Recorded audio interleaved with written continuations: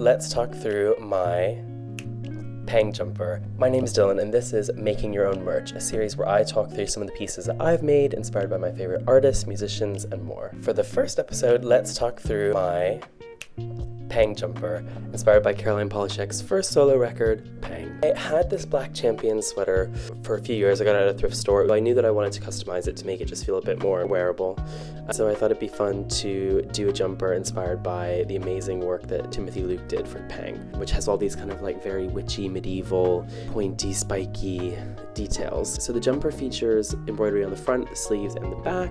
On the front, we've got the spiral symbol around the Champion logo, and then there's a bit of a collar detail with some of the frames from the posters. On this sleeve, it just has one of those details from the posters just running up about halfway. And this side, it says, "So hot you're hurting my feelings." I tried to match the font where I could, but it's tricky with embroidery. I've got a little CP monogram here.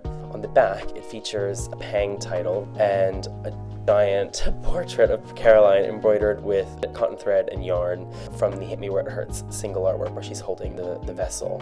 I made this jumper in, I want to say 2019, right after Pang came out. I actually wore it to the concert I went to of Caroline's at Heaven in London right before lockdown, the show that I think she literally got COVID at. Wore it to the London pop-up shop for Desire Ever Asking edition, and her team was really sweet and asked to take a picture of it so they could show Caroline. She has seen it. I posted it on Instagram a few years ago and she commented, which was really, really nice. The work that she does with Timothy Luke is just really inspiring and translates very well to apparel. This was the first episode of Making Your Own Merch. If you like this, stay tuned for more. I'm going to be breaking down some more of my pieces that I've made, all that kind of jazz. So yeah, stay tuned.